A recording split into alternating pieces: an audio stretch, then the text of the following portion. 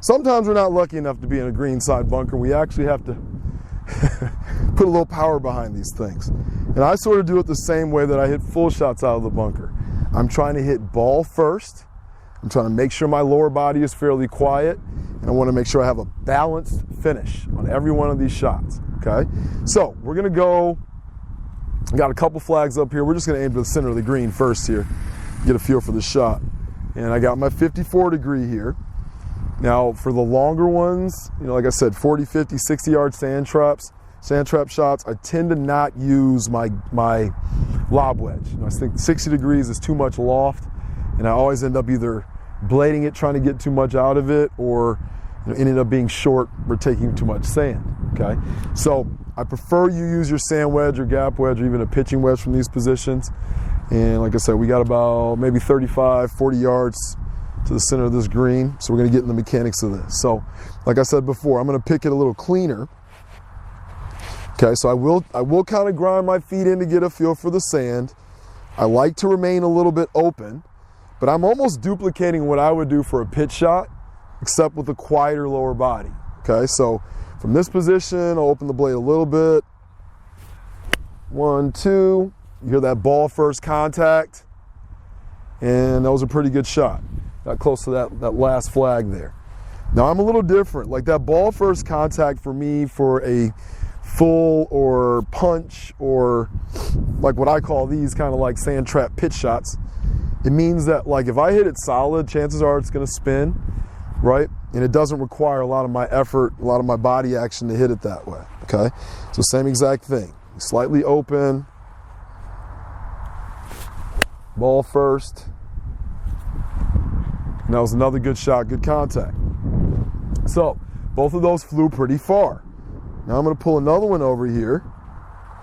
Same thing, I'm thinking solid ball contact first, but I'm gonna lower my length, make my length a little bit smaller on the shot. Just like that. One, and it's sitting down right there. Good job. So that's how I like to hit these, right? That was my 54. And I think this is my 60 degree.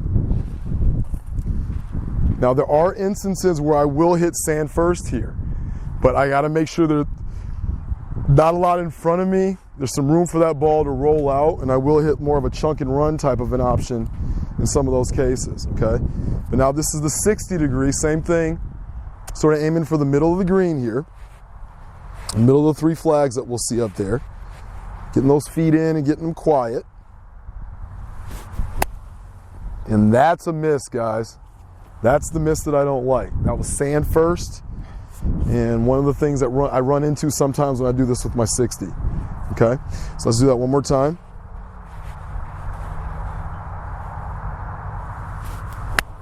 A little better. Clip that one good.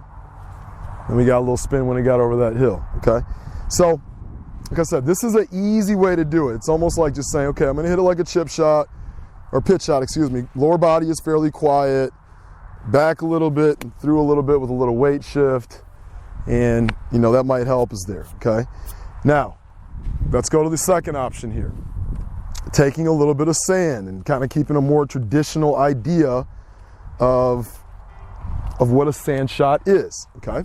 So if I have this there, we're gonna draw a circle around it again, and now we're gonna hit a little more traditional in terms of how we set up, and we are gonna try to hit the sand first. With my sand wedge, I'm not gonna open the blade much. I'll shuffle my feet in again. I won't squat nearly as much, but I will have a little squat. And now I'm just gonna take a big swing, hitting sand first, and seeing what the golf ball does, okay? A lot of people on tour prefer that method, taking a less lofted club, like a pitching wedge, maybe even a 9-iron in some instances, or a sand wedge over the gap wedge there, right? Sand wedge over the 60, excuse me, and then just practice hitting it out that way. Okay, I got a little bit of ball on that one. Okay, so either one, you can see these are they're not foolproof, but when you're practicing, your job is to find a technique that you can rely on and take to the golf course, right? and to have an idea of what execution means to you in those terms. So same exact thing. I'm going to actually make sure I take sand here and make a poof sound. Poof, right? So that was a pretty good shot, a little short of the green, but it wasn't bad, right? So let's do a couple of those with the 60 degree. You know, I do this all the time, guys. This is how I, you know, develop shots that I use on the golf course. You know, when I play basketball, you try different crossovers and different ways to, you know, create room, and the better your imagination was, the more stuff that you could actually pull off and then practice and then use it in a game setting, okay? So 60 degree, once again, more traditional, so we're gonna make our little circle around. We're trying to clear the circle, sand and ball, have to get out, okay? We'll shuffle a little bit here, and we'll open the blade a little bit.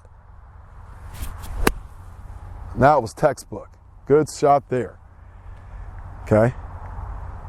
Now, as I mentioned, I hit one a little funny with the 60, trying to clip it clean, and I kind of anticipated I never use that club for that pitch shot where I feel like I'm hitting ball first and the divot is in front of the ball, right?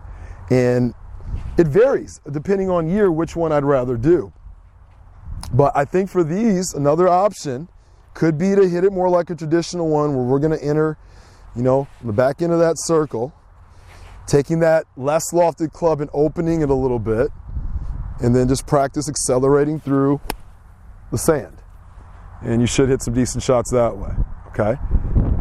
So think about that drill of making 1, 2, 3 lines and try to clear out all 3 of those lines.